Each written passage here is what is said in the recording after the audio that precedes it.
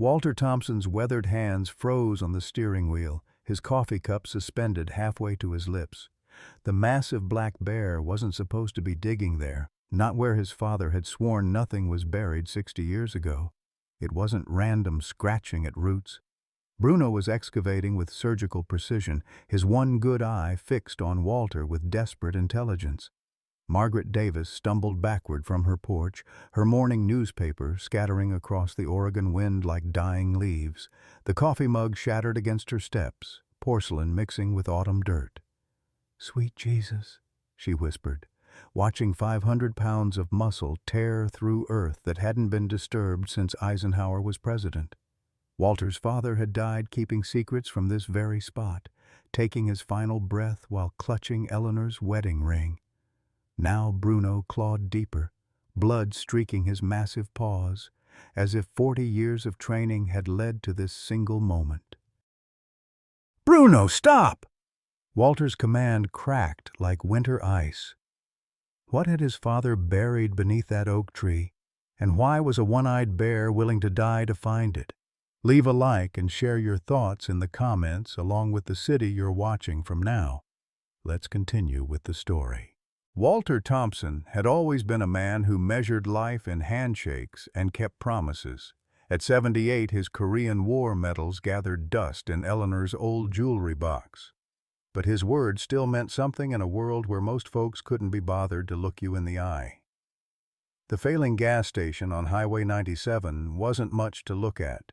Peeling paint, rusted pumps, and a convenience store that hadn't seen convenience since Clinton was in office. But it was his, earned with 40 years of 12-hour days and Eleanor's unwavering faith. "When I shake hands, it means something," he'd tell the few customers who still stopped by, though most preferred the shiny corporate station 10 miles south. Eleanor used to say he was stubborn as an old mule, but she'd smile when she said it, the kind of smile that made a man believe he could move mountains if she asked him to. 3 years since cancer took her, and Walter still set 2 coffee cups each morning, still caught himself saving the funny parts of the newspaper to read aloud. Bruno had wandered onto the property 5 years ago, a half-grown black bear with a ruined left eye and ribs showing through matted fur. Any sensible man would have called Fish and Wildlife, but Eleanor had taken one look at the pitiful creature and declared him family. "That bear's got Tommy's eyes," she'd said, referring to their grandson who'd been killed in Afghanistan. "Sad, but hopeful."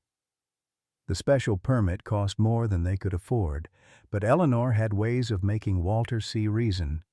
The bear had grown into a gentle giant, 500 pounds of surprising intelligence and unwavering loyalty. Tourists would stop just to photograph the tame bear who helped Walter stack firewood and seemed to understand every word spoken to him. Margaret Davis, their 72-year-old neighbor, called Bruno the son God gave Walter when his real children got too busy for an old man. That was the rub, wasn't it? Douglas, his corporate lawyer son, visited twice a year with talk of nursing homes and selling the worthless property to developers. Victoria, his environmental activist daughter, preached about wildlife preservation while eyeing the 40 acres like a real estate appraisal. Both children saw their father as a stubborn relic clinging to memories, and Bruno as evidence of declining mental capacity. "Dad, you're talking to a bear like it's a person," Douglas had said during his last visit, adjusting his expensive tie with obvious discomfort. Victoria had nodded in agreement, her hybrid car idling outside like a judgment on Walter's ancient pickup truck. But this morning, watching Bruno tear at the earth with desperate determination, Walter wondered if maybe the bear knew something his children didn't. The Cascade Mountains stretched endlessly around their little corner of Oregon, painted in early autumn gold and crimson, and somewhere in this beauty, his father had died keeping secrets that might finally be clawing their way back to the surface. Bruno looked up from his digging, dirt caking his massive snout, and whined with almost human urgency. The morning had started like every other for the past 3 years. Walter setting 2 coffee cups on the kitchen table, then quietly putting one back with a sigh that tasted of loneliness and regret. Eleanor's chair still faced the window, waiting for a woman who'd never come home, and the silence in the house pressed against his chest like a physical weight. But Bruno, who usually begged for bacon scraps with shameless persistence, hadn't touched his breakfast. The massive bear sat perfectly still by the back door, his remaining eye fixed on something beyond the forest that only he could see. "What's got into you, boy?" Walter had muttered, following Bruno's unwavering gaze toward the tree line. The bear's tail didn't wag, didn't twitch, just that eerie stillness that made the hair on Walter's neck stand up like before a thunderstorm.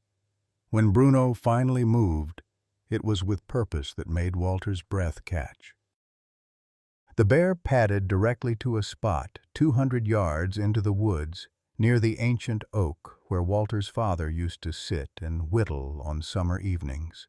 Bruno circled the area once, sniffing with scientific precision, then began to dig, not the playful excavation of a bear hunting grubs, but the methodical, relentless digging of an animal following instructions only he could hear. "Bruno, come on now. Leave it be," Walter called, but the bear ignored him completely. For 6 straight hours, Bruno dug with increasing desperation, his powerful claws scraping against roots and stones, dirt flying in steady arcs behind his massive frame. When Margaret Davis arrived with her usual morning gossip and found Walter standing helplessly beside the growing crater, her face went pale. "In 40 years of living next to these woods, I've never seen a bear act like this," she whispered, clutching her coffee cup with white knuckles. "It's like he's searching for something specific." That's when Bruno's claws hit metal. The sound, a sharp, hollow clang, sent electricity down Walter's spine. Bruno immediately stepped back and looked at Walter expectantly, as if his job was done and now the human needed to take over. With trembling hands, Walter brushed away the loose earth to reveal the corner of a military-style ammunition container, the kind his father had brought back from the Pacific Theater. The metal was corroded but intact, sealed with a lock that looked military issue. Walter's hands shook as he stared at the box. His father had disappeared when Walter was 17, walked out one morning in 1965 and never came back. No goodbye, no explanation. Just empty drawers and his mother's broken sobs echoing through their small house. For 60 years, Walter had carried the shame of an abandoning father, the whispered speculation of neighbors, the bitter taste of being left behind. But this box suggested something else entirely. The afternoon brought Douglas and Victoria in their respective luxury vehicles, summoned by Margaret's panicked phone call about their father acting strange in the woods. Douglas arrived first, his BMW sedan looking absurdly out of place on the dirt road, his expensive suit a stark contrast to Walter's worn flannel and work boots. "Dad, you're out here talking to a bear like it's a bloodhound," Douglas said, his voice carrying that particular tone of patience reserved for the mentally incompetent. "This is exactly the kind of behavior that concerns us." Victoria pulled up in her hybrid, immediately launching into a lecture about disturbing wildlife habitats, while simultaneously eyeing the metal box with calculating interest. "You can't just let a wild animal destroy protected forest land," she declared, though her gaze lingered on the corroded metal with obvious curiosity. "He's not wild," Walter said quietly, running his hand along Bruno's massive head. "And he's not destroying anything. He's finding something." The lock on the ammunition container looked impossible to open without bolt cutters, but Walter remembered something that made his heart skip. In Eleanor's jewelry box, tucked behind her wedding ring and his mother's pearl earrings, was his father's old footlocker key, a piece of military hardware he'd kept for reasons he'd never understood. The key fit perfectly. Inside the container, wrapped in oilcloth that had protected them from decades of moisture, were photographs, documents, and a hand-drawn map that made Walter's knees weak. The photos showed his father with other men in suits, shaking hands beside massive logging equipment. The documents bore letterheads from companies Walter didn't recognize and government agencies with classifications he couldn't pronounce.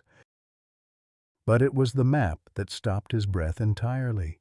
Hand-drawn marks showing X's scattered across their 40-acre property, with dates and numbers that suggested this wasn't the only buried secret. At the bottom of the container, wrapped separately in a waterproof pouch, was a letter addressed in his father's careful handwriting. For Walter, when the time comes, the bear will know. Bruno sat beside him, patient and watchful, as if he'd been waiting his entire life for this moment. Walter's hands trembled as he unfolded his father's letter, the paper crackling like autumn leaves after 60 years of waiting. Eleanor always said the dead had ways of speaking to the living, but Walter had never expected his father's voice to reach him through a one-eyed bear and a buried ammunition box. The letter began simply, "Son, if you're reading this, then Bruno has done his job." Bruno. His father had known a bear named Bruno. The revelation hit Walter like a physical blow. His father hadn't abandoned them. He'd been protecting them. The letter detailed a conspiracy that stretched back to the early 1960s, when logging companies had begun illegally harvesting old-growth timber from protected federal lands.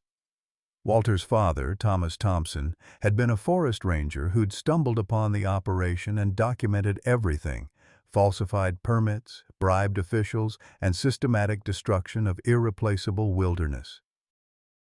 "They offered me money first," the letter continued in his father's methodical handwriting. "When I refused, they threatened your mother, threatened you. I had to disappear to keep you safe.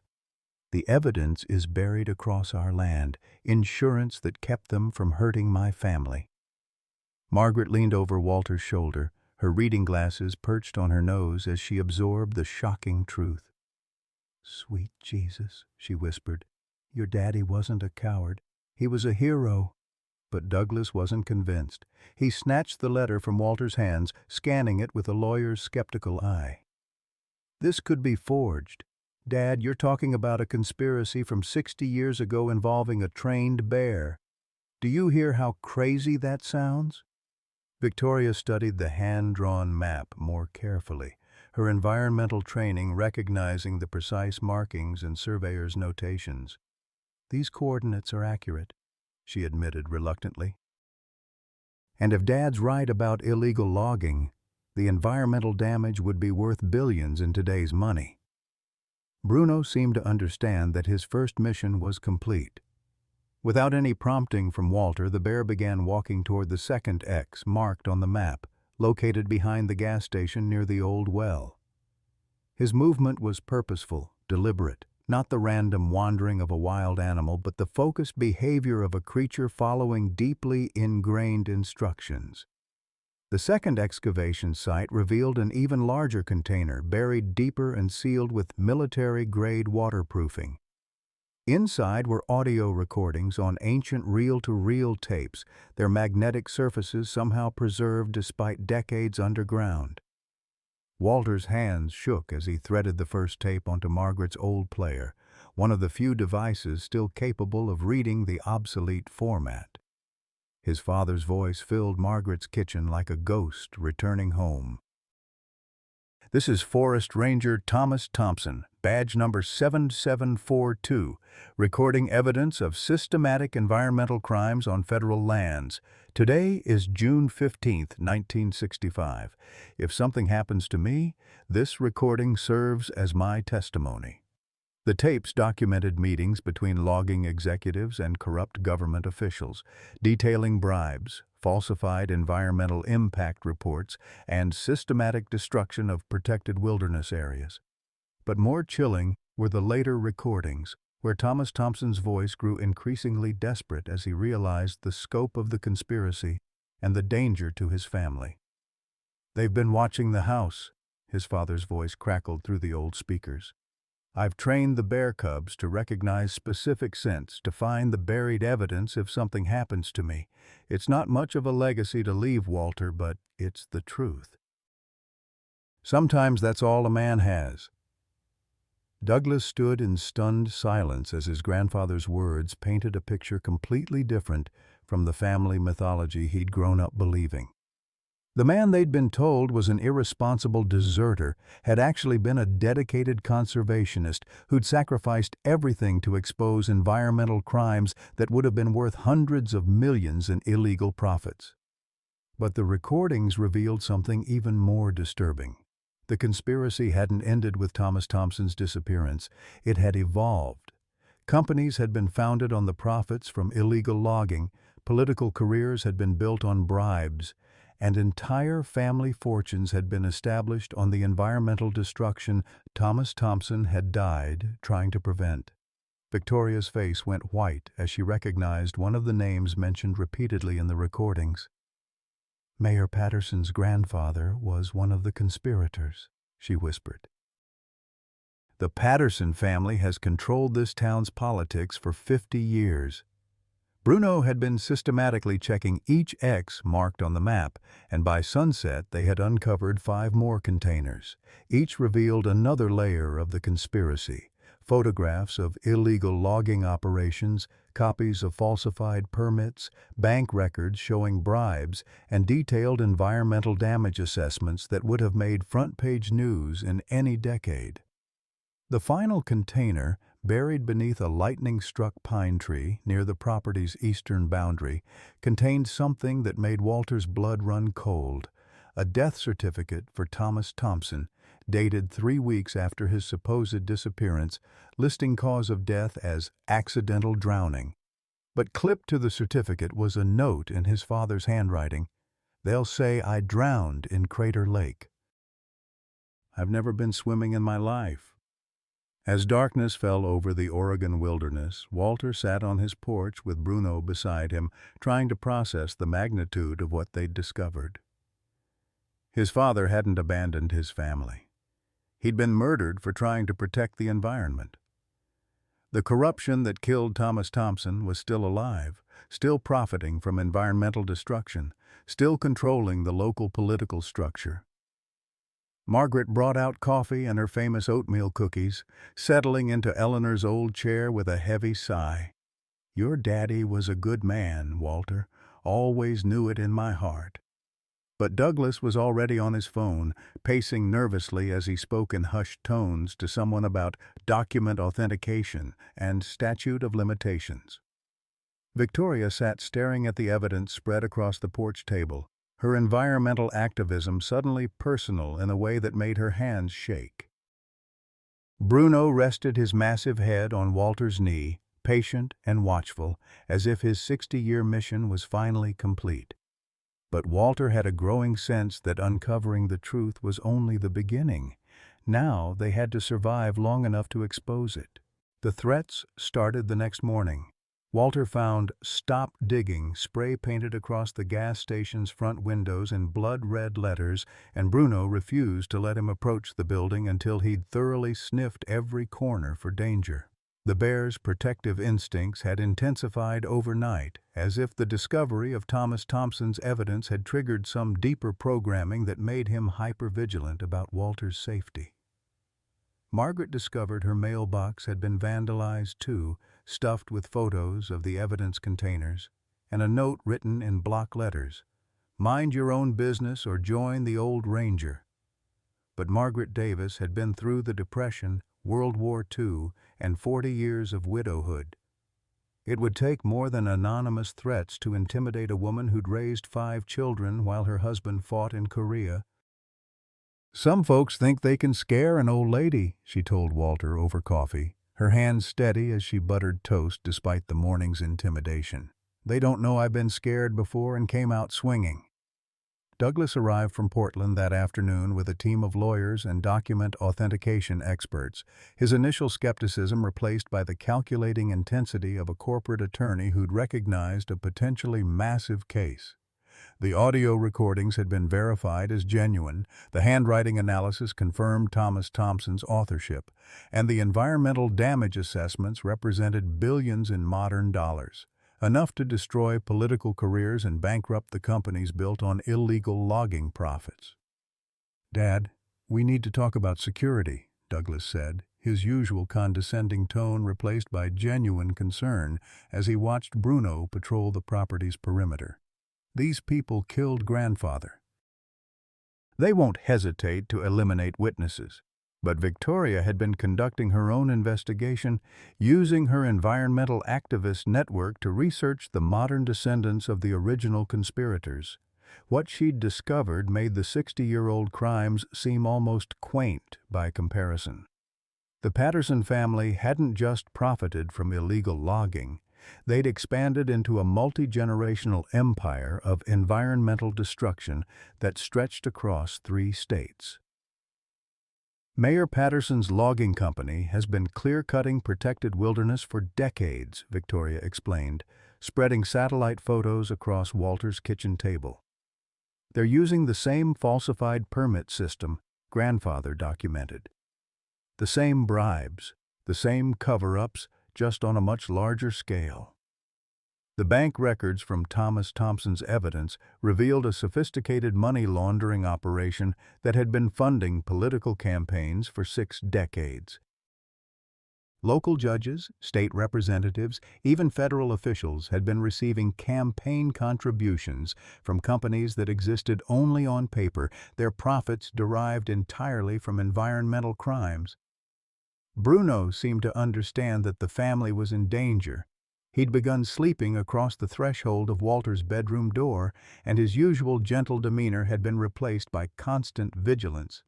When Margaret visited, Bruno would escort her from her car to the house, scanning the tree line for threats that only he could sense.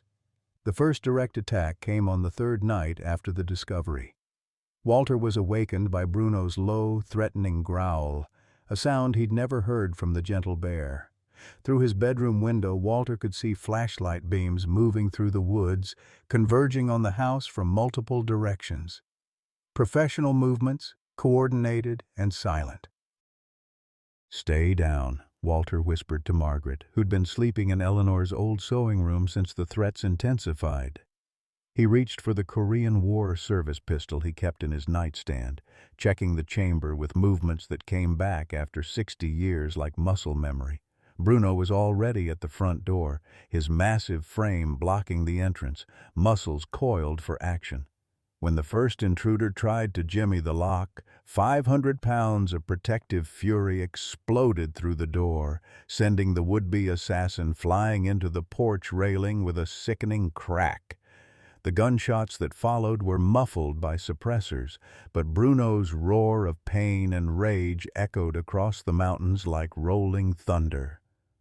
Walter burst through the door to find his bear locked in combat with 3 armed men, blood streaming from a graze along Bruno's shoulder, but his one good eye blazing with primal fury. "Get away from him!" Walter shouted, his service pistol trained on the nearest attacker. The men scattered into the darkness, but not before Walter got a good look at their faces. Local men he recognized from town, hired muscle from families whose fortunes were built on Thomas Thompson's silence. Margaret emerged from the house with her own shotgun, a relic from her late husband's hunting days, but still capable of making attackers reconsider their life choices. "Next time you boys want to play war games, maybe pick on someone your own size," she called into the darkness. Bruno's wound was superficial, but the message was clear. The conspiracy that had killed Thomas Thompson was very much alive and willing to kill again to protect itself. Douglas arrived within hours, accompanied by federal agents who'd been investigating environmental crimes in the Pacific Northwest for months.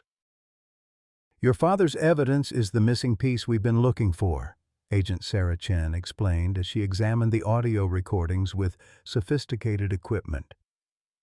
"We've been tracking illegal logging operations across 3 states, but we couldn't prove the political connections. These recordings name specific officials who are still in office." The investigation expanded rapidly as federal authorities realized the scope of the conspiracy. The Patterson family's logging empire had been operating with impunity for decades, protected by a network of corrupted officials who received regular payoffs disguised as campaign contributions. Environmental groups had been fighting their operations for years, but legitimate permits and judicial rulings had consistently blocked any meaningful action. Victoria threw herself into the investigation with passionate intensity, using her environmental contacts to document current illegal activities while federal agents worked to verify the historical evidence. "Grandfather died trying to save these forests," she told Walter, as they reviewed satellite imagery showing massive clear-cutting operations in supposedly protected areas. "We can't let his sacrifice be meaningless." But the deeper they dug, the more dangerous their situation became. The conspirators weren't just profiting from environmental destruction. They were part of a larger network of political corruption that reached into state and federal government. Thomas Thompson's evidence threatened to expose corruption worth billions of dollars and destroy political careers that spanned multiple generations. Bruno's protective behavior intensified as more threats materialized. The bear seemed capable of detecting danger long before humans could recognize it, positioning himself between the family and potential threats with uncanny accuracy. When Margaret commented that Bruno acted like a professionally trained bodyguard, Walter began to suspect that his father's bear training program had been far more sophisticated than simple treasure hunting. The breakthrough came when Victoria discovered financial records showing that Patterson Logging had been paying bribes to the same bank that held Thomas Thompson's evidence in safety deposit boxes. The company hadn't just been trying to silence a forest ranger. They'd been systematically eliminating anyone who threatened their operation. "Look at this pattern," Victoria said, spreading financial documents across the kitchen table while Bruno maintained watch from the doorway. "Every time an environmental activist or government whistleblower gets close to exposing them, something happens. Car accidents, hiking mishaps, sudden heart attacks, it's been going on for 60 years. Douglas coordinated with federal investigators to establish a safe house for the family while the evidence was processed and warrants were prepared. But Walter refused to leave the property where his father had hidden the truth for 6 decades. "This is where Daddy made his stand," Walter said firmly, scratching behind Bruno's ears as the bear leaned against his leg. "This is where we'll make ours." The final container remained buried according to Thomas Thompson's map, marked with a warning that made Walter's blood run cold. "Emergency only, when they come for the family." The X was located beneath the family cemetery where Walter's mother and Eleanor were buried, a location so sacred that Walter had never considered disturbing it. But as federal agents prepared arrest warrants for dozens of conspirators and the net tightened around the Patterson family empire, Walter realized that his father's final secret might be the key to their survival. Bruno seemed to agree, leading Walter toward the cemetery with the same purposeful determination he'd shown at the first excavation site. Whatever Thomas Thompson had buried beside his wife's future grave was important enough to hide for 60 years, powerful enough to ensure his family's protection against an enemy that had proven willing to kill to protect their secrets. As Walter and Bruno approached the cemetery in the fading light of another Oregon sunset, Walter felt the weight of 3 generations of Thompson men who'd stood against corruption and paid the price for their courage. But this time he wasn't standing alone. The call came at dawn, Margaret's voice crackling through the phone with terror Walter had never heard before. "They took me," she whispered, her words barely audible over what sounded like wind and distant traffic. "Walter, they said if you don't bring all the evidence to Crater Lake by noon, they'll make sure I join your daddy at the bottom of the lake." Walter's hands shook as he gripped the phone, his coffee cup forgotten as cold dread filled his chest. In the background, he could hear Margaret's muffled protests and a man's voice issuing calm, professional threats. These weren't the local thugs who'd attacked his house. These were professionals with nothing left to lose. "Come alone," the voice continued, taking the phone from Margaret. "Bring every document, every recording, every piece of evidence the old ranger buried. You have 3 hours to decide what matters more, proving your daddy wasn't a coward or keeping the old lady breathing." The line went dead, leaving Walter staring at the silent phone while Bruno pressed against his leg with anxious whines. The bear seemed to understand that something terrible had happened, his remaining eye fixed on Walter's face with desperate intelligence, as if willing his human to explain how they could fix this impossible situation. Douglas arrived within minutes of Walter's frantic call, his BMW skidding to a stop in the gravel driveway. "Dad, you can't seriously be considering this," he said, watching Walter load boxes of evidence into his ancient pickup truck. "These people are killers. They murdered Grandfather, and they'll murder you the moment you hand over those documents." But Walter's hands moved with steady determination, 60 years of guilt and shame crystallizing into pure resolve. "Your grandfather died protecting this family and these forests. Margaret's in danger because she stood by us. I won't let another good person pay for my family's secrets." Victoria had been monitoring police radio frequencies all morning, hoping to trace Margaret's location through official channels. "Nothing," she reported grimly. "No missing person reports, no suspicious activity. They're off the grid completely." Federal agents Chen and Rodriguez tried to coordinate a rescue operation, but the logistics were impossible without knowing Margaret's exact location. Crater Lake covered thousands of acres of remote wilderness, with countless hidden coves and abandoned logging roads where kidnappers could wait unseen. "Mr. Thompson, we understand your feelings," Agent Chen said, her voice professionally sympathetic, but firm.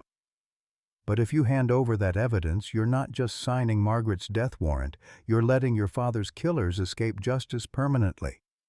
Bruno solved the dilemma in the way only a bear could. While the humans argued strategy and weighed impossible choices, the massive animal padded to Walter's truck and climbed into the bed with decisive authority. His message was clear. Wherever Walter was going, Bruno was going too. "You can't bring a bear to a hostage exchange," Douglas protested, but Walter was already climbing behind the wheel. Bruno had been his father's partner in preserving the truth. Now he would be Walter's partner in protecting Margaret. The drive to Crater Lake took 45 minutes through winding mountain roads that carved through old-growth forest and volcanic landscape. Walter found himself talking to Bruno through the truck's rear window, the same way he'd talked to Eleanor during her final days in the hospital, sharing memories, making promises, saying things that needed to be said while there was still time. "Your predecessor protected my daddy's secrets for 60 years, Walter said, watching Bruno's alert profile in the rearview mirror. "I reckon you understand what we're up against better than any of us." Crater Lake stretched before them like a mirror reflecting ancient sky, its impossible blue depths hiding secrets that would never see daylight. Walter parked at the designated coordinates, a remote overlook where logging roads converged near the water's edge. The isolation was complete. No witnesses, no cell phone coverage, no possibility of rescue if things went wrong. They emerged from 3 different directions, professional and coordinated, with Margaret walking between them like a prisoner being escorted to execution. At 72, she should have looked frail and helpless, but Margaret Davis had raised 5 children and buried a husband. She walked with her chin up and her eyes defiant, refusing to give her captors the satisfaction of seeing her fear. "Walter Thompson," called the leader, a man in his 50s with cold eyes and expensive outdoor gear. "Mayor Patterson sends his regards. Said to tell you that your family's caused enough trouble for 1 century. Walter recognized him then. Jimmy Patterson, the mayor's nephew, a man who'd built a fortune on his family's legacy of environmental destruction. Behind him stood two younger men with military bearing and weapons barely concealed beneath their jackets. "Let her go," Walter said, his voice steady despite the trembling in his hands. "I brought what you wanted." Bruno had remained in the truck bed, but Walter could feel the bear's tension like electricity in the air. 500 pounds of muscle and loyalty, waiting for the moment when talking would end and fighting would begin. "The evidence first," Patterson replied, gesturing toward the boxes in Walter's truck. "Every document, every recording, every piece of your grandfather's fairy tale about environmental crimes. Once we verify everything's there, the old lady goes free." But Walter had lived through the Korean War, had seen enough combat to recognize the look of men who'd already decided that no witnesses would survive this encounter. Patterson's smile was the smile of a predator who'd cornered his prey and was savoring the moment before the kill. "You're going to kill us both anyway," Walter said quietly. "Just like you killed my father." "Your father was a troublemaker who couldn't mind his own business," Patterson replied with casual cruelty. "Amazing how a man can just disappear in these mountains. Hiking accidents happen all the time." That's when Margaret made her move. For a 72-year-old woman being held at gunpoint, she displayed remarkable strategic thinking. Her sudden stumble forward wasn't clumsiness. It was a deliberate distraction that sent her captors slightly off balance, just as Walter gave Bruno the signal they'd practiced 1,000 times. The bear exploded from the truck bed like 500 pounds of righteous fury, covering 30 yards in seconds that felt like heartbeats. His massive form blocked the evening sun as he launched himself at the nearest gunman, impact sending both of them tumbling toward the lake's edge in a tangle of claws and screaming humanity.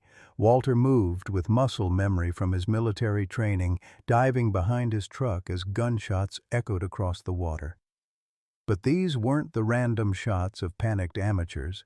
They were the controlled fire of professionals who'd adjusted quickly to an unexpected threat. Bruno's roar of pain cut through the gunfire like a blade through Walter's heart. The bear had taken at least one bullet, but remained standing, positioning himself between Walter and Patterson, with blood streaming down his massive flank. "Should have minded your own business, old man," Patterson called out, his voice eerily calm despite the chaos. "Now you get to watch your pet die before we finish this conversation." The second gunshot seemed to echo forever across Crater Lake's pristine waters. But it was Margaret's scream that would haunt Walter's dreams, a sound of pure anguish as 500 pounds of loyal courage collapsed into the volcanic dust. Bruno's massive body hit the volcanic dust with a sound that seemed to echo across all of Crater Lake's ancient silence. Walter's world narrowed to the spreading crimson beneath his friend's still form, the bear's remaining eye staring skyward with the glassy emptiness of profound loss. For a moment that stretched like eternity, nothing existed except the sight of 500 pounds of pure loyalty bleeding out on Oregon soil, another casualty in a war that had already claimed too many good souls. "No!" The scream tore from Walter's throat with 60 years of accumulated grief, for his father, for Eleanor, for every loss that had carved pieces from his heart until this final, unbearable wound. He stumbled toward Bruno's motionless form, Patterson's gun trained on his back, no longer caring about bullets or threats or his own survival. Margaret's sobs cut through the mountain air like broken glass. She'd loved that bear like the grandson she'd never had, fed him cookies from her kitchen, called him sweet boy when she thought no one was listening. Now she knelt beside Bruno's head, her weathered hands stroking his massive snout while tears carved tracks through the dust on her cheeks. "You didn't have to kill him," she whispered, her voice carrying the kind of quiet fury that had sustained her through decades of hardship. "He was just protecting his family." Patterson's laugh was cold as Crater Lake's depths. Should have thought about that before you people decided to play detective. Your boyfriend's bear, just like his daddy, too stupid to know when to quit." Walter's knees gave out as he reached Bruno's side, his hands finding the bear's thick fur, still warm despite the growing stillness beneath. This was his fault. He'd brought Bruno into danger, used him like a tool instead of protecting him like family. The bear had trusted him completely, followed him into death because Walter Thompson's word had meant something to a creature who still believed in loyalty and love. 40 years I've been cleaning up my grandfather's mess," Patterson continued, his voice carrying the casual cruelty of a man who'd inherited wealth built on others' suffering. "Your daddy should have taken the money and kept his mouth shut. Instead, he had to play hero, leave us a bunch of buried evidence and trained animals to cause trouble for decades." But something was wrong with Bruno's stillness. Walter's hands, pressed against the bear's massive chest, detected the faintest flutter, a heartbeat so weak it might have been wishful thinking, but definitely there. Bruno's remaining eye, which had seemed glazed with death, flickered almost imperceptibly toward Walter's face. The bear was alive, badly wounded, probably dying, but alive. Walter forced his expression to remain grief-stricken while his mind raced with desperate calculations. Bruno was conscious enough to recognize him, strong enough to blink once in response to Walter's barely audible whisper. The bear who'd spent 5 years learning to read Walter's moods and respond to subtle signals was still listening, still ready to fight if given the chance. "Time to finish this conversation," Patterson said, walking closer with his gun trained on Walter's head. "The evidence gets destroyed, you two have a tragic accident, and my family's legacy stays protected. Nothing personal, just business that should have been concluded 60 years ago." Margaret's sobbing had become quieter, more controlled, and Walter realized she was positioning herself closer to the scattered boxes of evidence, ready to grab whatever she could if an opportunity presented itself. Even at 72, facing professional killers, Margaret Davis was still fighting. Walter's hand found the warm spot behind Bruno's ear where he always scratched when the bear was anxious or afraid. Such a small gesture, barely noticeable to an observer. But Bruno's eye focused on Walter's face with desperate intelligence. The bear understood they were out of options, knew this was their last chance to protect the truth his predecessor had died preserving. "You know what your father's last words were?" Patterson asked, savoring his moment of complete control. "Right before we held him under Crater Lake until he stopped fighting, he begged us not to hurt his family, promised he'd never tell anyone what he'd seen if we just left you and your mother alone." The cruelty of that revelation, that his father had died begging for his family's safety rather than standing defiant against his killers, nearly broke Walter's heart completely. But it also crystallized his resolve into something harder than the volcanic rock beneath his knees. Bruno's massive form tensed almost imperceptibly, muscles coiling for one final effort.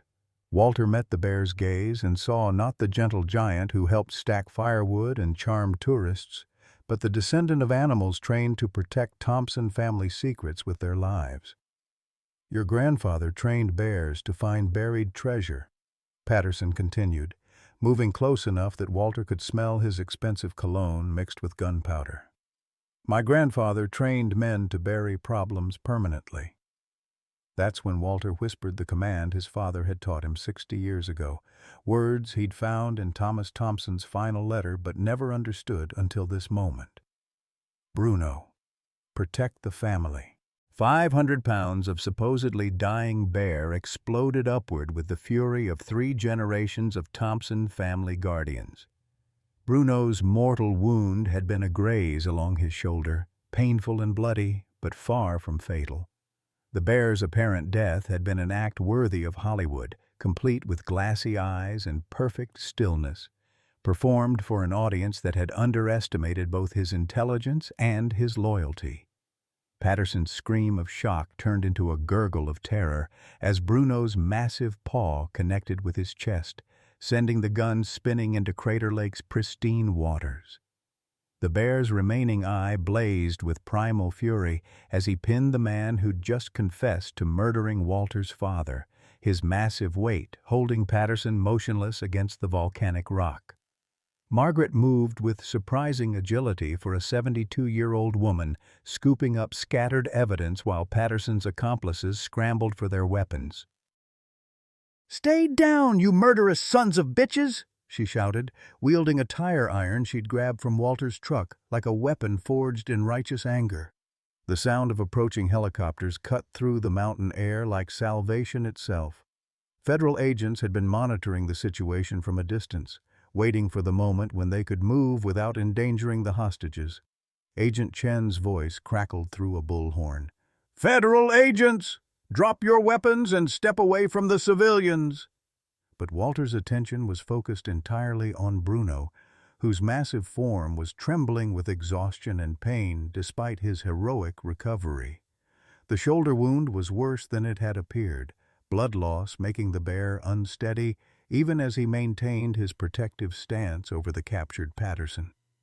"Easy, boy," Walter whispered, running his hands along Bruno's neck to check for other injuries. "You did good. Daddy would be proud." Douglas arrived with the federal response team, his expensive suit replaced by tactical gear that made him look more like the military officer he'd once been than the corporate lawyer he'd become. "Dad, are you hurt?" "When we heard the gunshots." "Your son's partner saved all our lives," Agent Chen said, kneeling beside Bruno to assess his condition while keeping her weapon trained on Patterson's accomplices. "Most intelligent tactical deception I've seen in 20 years of law enforcement." The veterinary emergency team arrived by helicopter within minutes, Dr. Sarah Williams jumping from the aircraft before it fully touched down. She was a wilderness veterinarian who specialized in large predators, and her experienced hands moved over Bruno's injuries with professional efficiency. "Bullet passed through muscle tissue, missed major organs," she announced, her voice calm despite the dramatic circumstances. "He'll need surgery and antibiotics, but this bear's too stubborn to die from a flesh wound."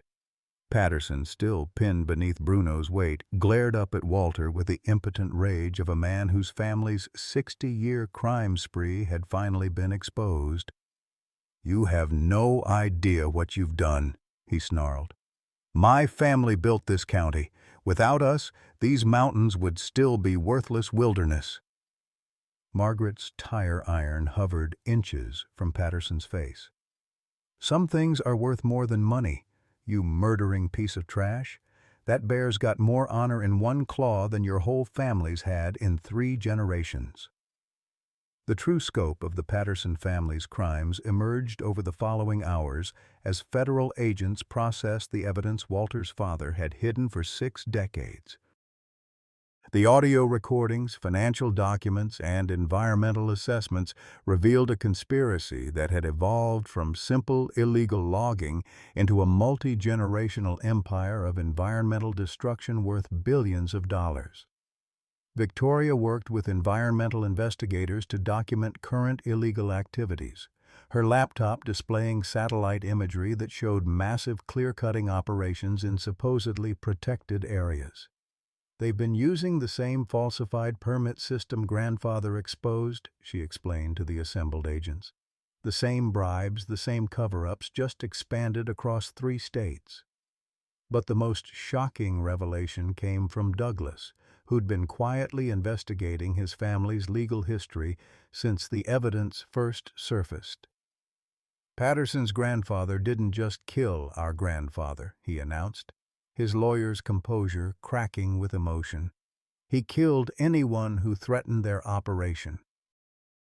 "We found evidence linking the Patterson family to 17 accidental deaths over 60 years.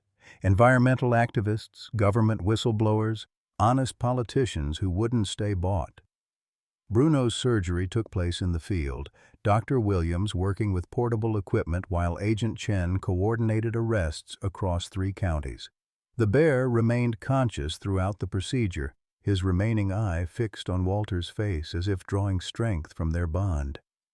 "He's remarkable," Dr. Williams murmured as she sutured muscle tissue. "The way he feigned death, then timed his recovery perfectly. That level of intelligence and tactical thinking is unprecedented in wild bears." Margaret sat beside Bruno's makeshift operating table, holding one massive paw while tears of relief streamed down her weathered cheeks. "Wild nothing," she said firmly. "This bear's been family for 5 years.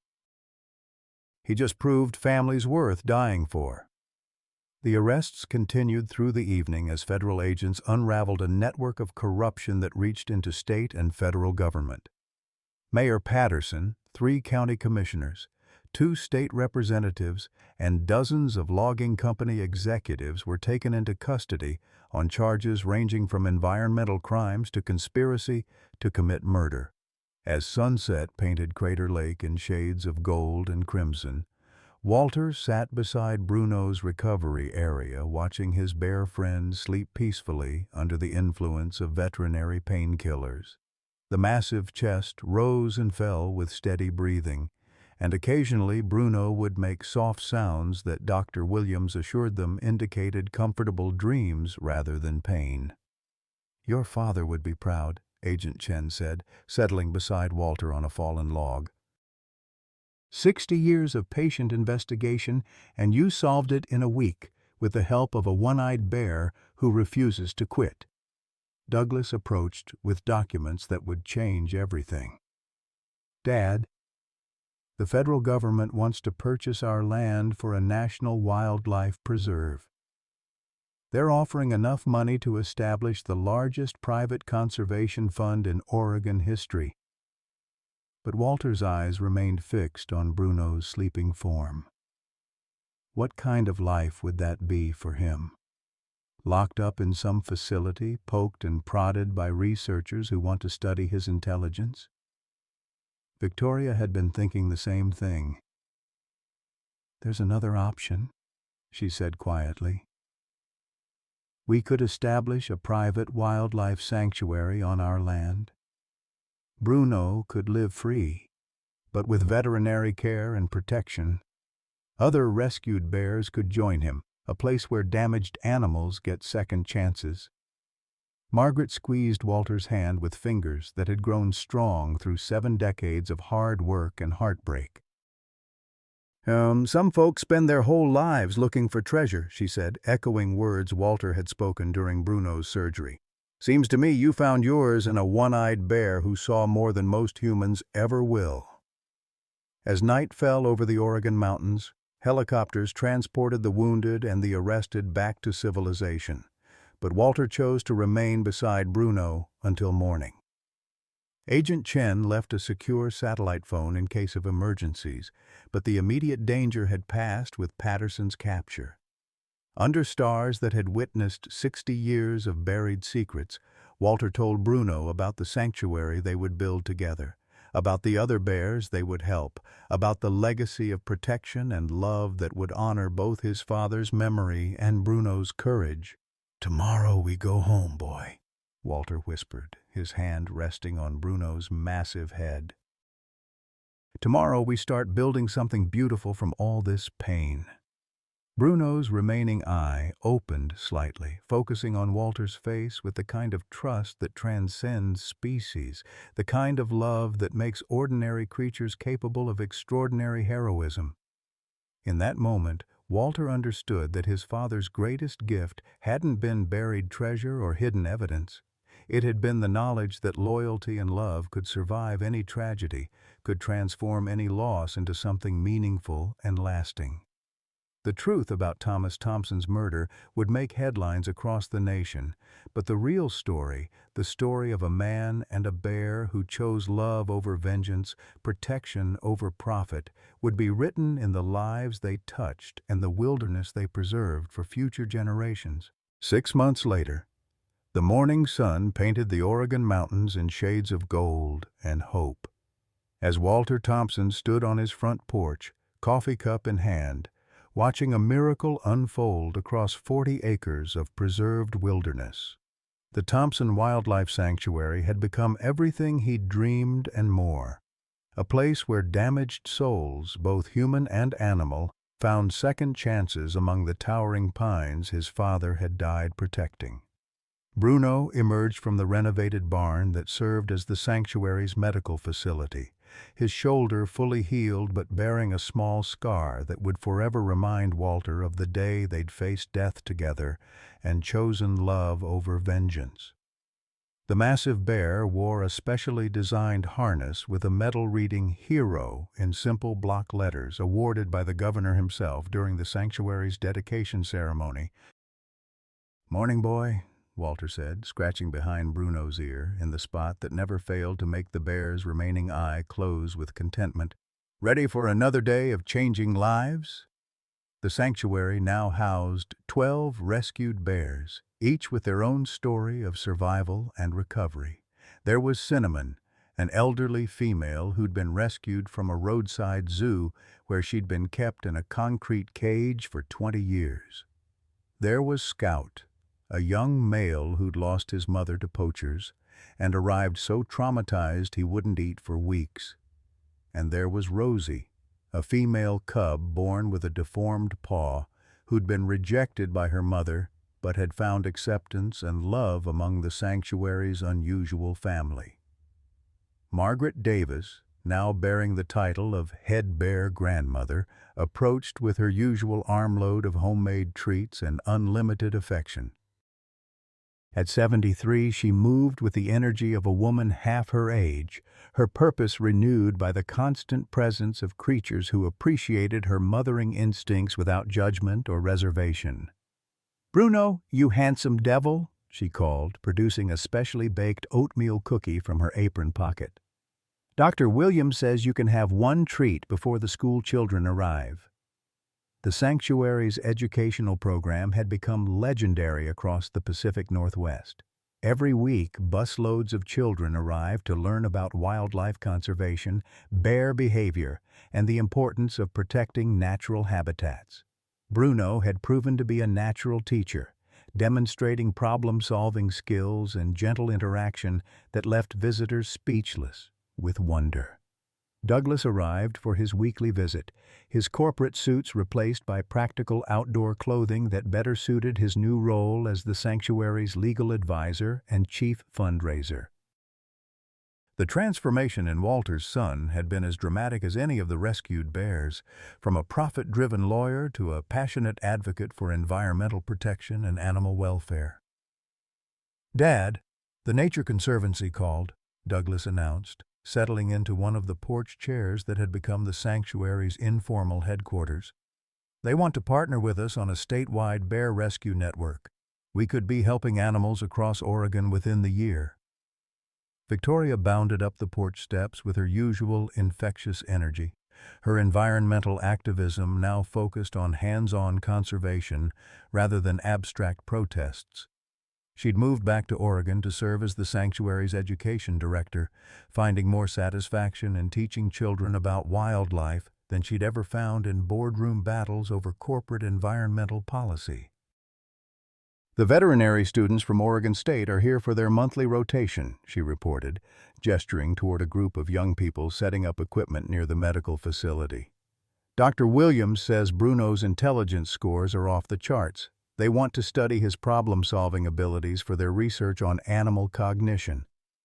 But Walter's attention was drawn to the sanctuary's most recent arrival, a young girl named Emma whose parents had brought her for the sanctuary's innovative therapy program. At 8 years old, Emma hadn't spoken since a car accident that killed her younger brother 6 months earlier. Traditional counseling had failed, but something about Bruno's gentle presence seemed to reach the traumatized child in ways human therapists couldn't. Walter watched as Emma approached Bruno with the fearless trust that only children possessed. The massive bear lowered himself to the ground, making himself less intimidating, and allowed the small girl to lean against his thick fur while reading aloud from a picture book about forest animals. "He understands her pain," Margaret observed quietly, settling beside Walter to watch the touching interaction. Animals know suffering when they see it. Bruno lost an eye. Emma lost her voice. They recognize each other's wounds. Dr. Sarah Williams emerged from the medical facility with her usual broad smile, clipboard in hand, and pride evident in her voice. Bruno's latest health evaluation shows complete recovery from his gunshot wound, she announced. His muscle tone is excellent, his weight is perfect, and his cognitive function continues to amaze everyone who works with him. The afternoon brought a surprise visitor that made Walter's heart swell with unexpected pride. Agent Chen arrived in an unmarked SUV, accompanied by a delegation from the Fish and Wildlife Service who'd come to present the sanctuary with a federal grant that would fund expansion of their rescue and rehabilitation programs. "Mr. Thompson," Agent Chen said formally, then broke into the warm smile she reserved for friends rather than federal cases. "The Thompson Wildlife Sanctuary has become a model for wildlife rehabilitation across the country. Your father would be proud of what you've built from the truth he died protecting." As evening approached and the last visitors departed, Walter found himself in his favorite spot, the bench he'd built beside Eleanor's grave, where he could watch the sunset paint the mountains while surrounded by the gentle sounds of contented animals. Bruno settled beside him with a soft grunt of satisfaction, the bear's massive presence a constant source of comfort and companionship. Margaret joined them with her evening ritual of checking on each bear before nightfall, her maternal instincts ensuring that every animal felt loved and secure. 37 years I was married to my William," she said, settling on Walter's other side. "Never thought I'd find family again at my age. Funny how love comes in packages you don't expect." The sanctuary's success had transformed more than just the rescued animals. It had healed human hearts that had been broken by loss, betrayal, and the cruel indifference of a world that often valued profit over compassion. Walter's children had rediscovered their father's worth. Margaret had found new purpose in her golden years, and countless visitors had learned that heroism often came in unexpected forms. "Some folks spend their whole lives looking for treasure," Walter said, repeating the words that had become the sanctuary's unofficial motto. "I found mine in a one-eyed bear who taught me that love doesn't need perfect vision to see what really matters."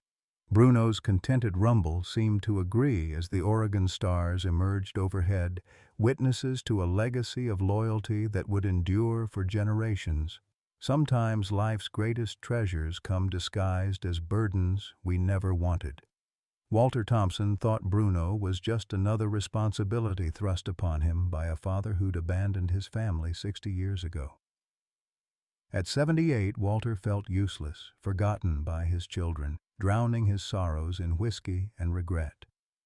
But that one-eyed bear saw something in the broken veteran that his own family couldn't see. A man worth saving, worth believing in, worth dying for. When Bruno refused to give up on Walter, it wasn't just about finding buried treasure or exposing decades-old crimes. It was about proving that loyalty doesn't require perfect vision, that love doesn't diminish with age, and that second chances can bloom even in life's final chapters. Walter's transformation from a bitter old man into a beacon of hope for rescued animals and healing children reminds us that our most meaningful chapters might still be unwritten.